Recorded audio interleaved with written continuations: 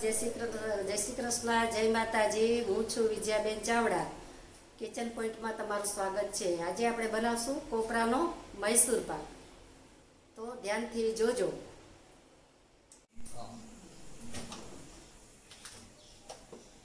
હવે આપણે gas on કરશું. પછી પેલા સામગ્રી તમને બતાવી દઉં છું. આ 100 ગ્રામ કોપરાની છીણ છે.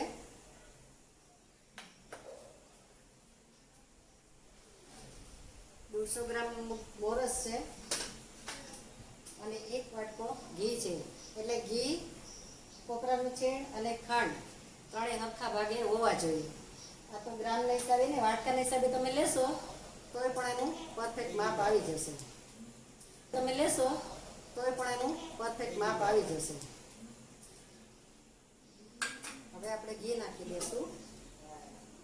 પછી નાખશું કોપરાનું છીણ અને હવે નાખશું આપણે બોરસ.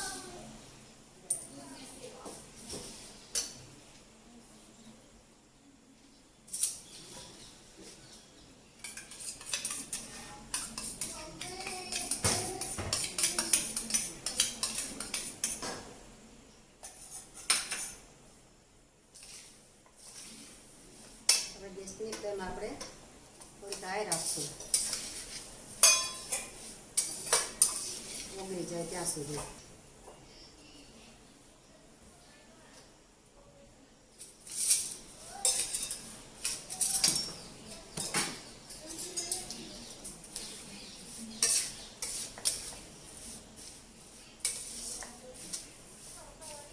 આમાં માપ હોવું જરૂરી છે. જો માપ બરાબર હશે ને તો પરફેક્ટ તમારો મૈસૂર પાક તૈયાર થઈ જશે. જો આ 2 મિનિટ પછી છે ને ઓગળી ગઈ છે ખાંડ. હવે ધીરે ગેસે આને આપણે ચલાવવાનું છે. બહુ હાઈ ફ્લેમ રાખવાની નથી ગેસની. જો હાઈ રાખશું તો બળી જાય. એટલે આપણે ધીરે ગેસે એને થોડી વાર માટે આપણે ઓછા ઓછો ગેસ થઈ શકે.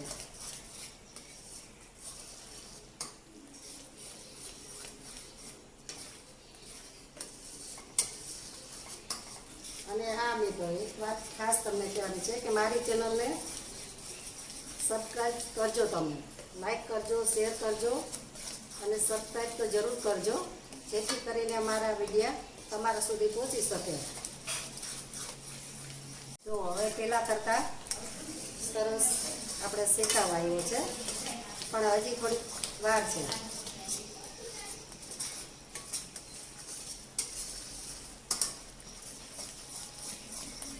આમાં કોઈ બહુ ઝાઝા ઇન્ગ્રેડિયન્ટ જોતા નથી. 3 જ વસ્તુથી આપણે મૈસૂર પાક તૈયાર થઈ જાય છે અને બંને સરસ અને સરસ લાગે. ખાવામાં પણ એવો સરસ સ્વાદિષ્ટ બને છે.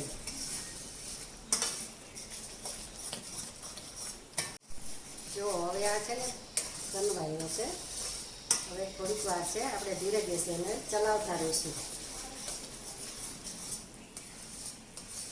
અને આમાંથી ઘી પણ છૂટી જશે, શેકાઈ જવા માટે.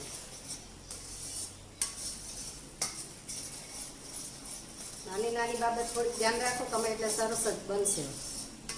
માપ આમાં હોવું.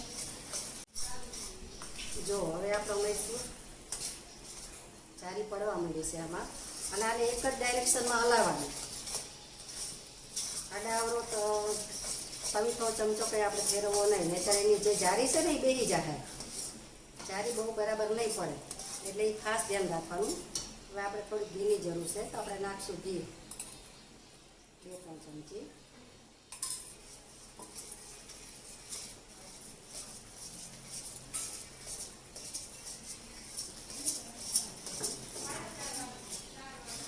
જો હવે આપણો મૈસૂર બનીને તૈયાર થઈ ગયો છે. હવે આપણે થોડી વારમાં અનમોલ કરી દેશું અમને. તો તમે જોઈ શકો છો ને કેવી સરસ જારી પડી છે. તો હવે આપણે ગેસને ધીમો કરી દીધો છે અને આપણે 3 લેયરમાં સરસ થશે. આપણે ગેસ બંધ કરી દઈએ છીએ અને આપણે અનમોલ કરી દઈશું. આને છે ને તમારે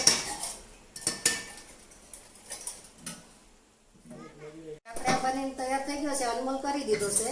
તો હવે આપણે આને ઢાંકી દેશું. ઢાંકી અને 15 થી 20 મિનિટ આપણે રહેવા દેશું. પછી પાછો ખોલી અને આપણે એના ચોસલા પાડી લેશું. જો અત્યારે પાડશું તો એની જે આ જારી છે ને એ તમને વિખાઈ જશે, જારી પાછી બેસી જશે. અને આ બહુ ઠરી જાય પછી એ નથી પાડવાનો. 5-10 મિનિટ રહીને આપણે ચોસલા પાડી લેશું. ત્યાં સુધી આપણે ઢાંકી અને મૂકી દઈશું.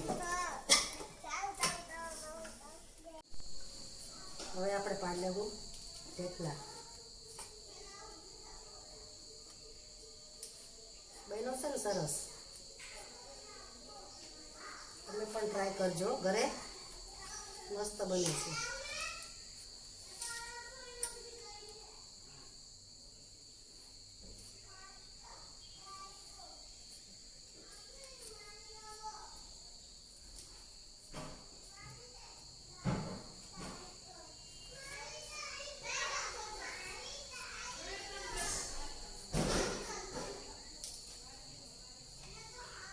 બની ગયા છે આપણો મૈસૂર.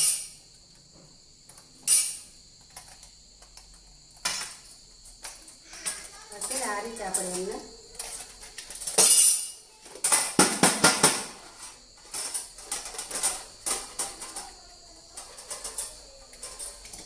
જો મિત્રો કેવો સરસ બન્યો છે આપણો મૈસૂર. લેયર વાળો અને સરસ મસ્તનો 3 કલર આમાં આવ્યા છે.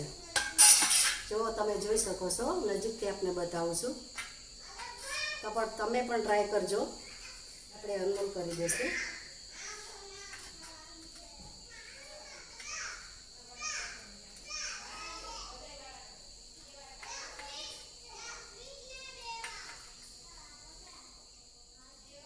જો કેવો સરસ બન્યો. જો મસ્તનો 3 કલર આમાં આવી ગયા છે, તમે જોઈ શકો છો.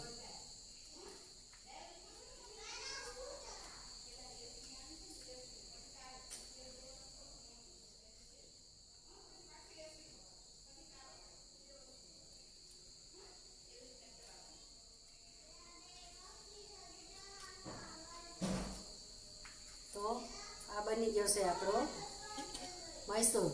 તો ચોક્કસ તમે ટ્રાય કરજો, સરસ બનશે. અને બહુ ઝાઝી સામગ્રી કે આમાં કંઈ લેવાની થતી નથી. 3 સામગ્રી એ મૈસૂર આપણો તૈયાર થઈ જશે. તો આ મારે જવું છે ગણપતિ બાપાને પ્રસાદ માટે ધરવા. તો હાલો મિત્રો, આવજો બધાય. અને મારી ચેનલને સબસ્ક્રાઈબ જરૂર કરજો અને લાઈક શેર કરવાનું ભૂલશો નહીં. તો આવજો. જય શ્રી કૃષ્ણ, જય માતાજી.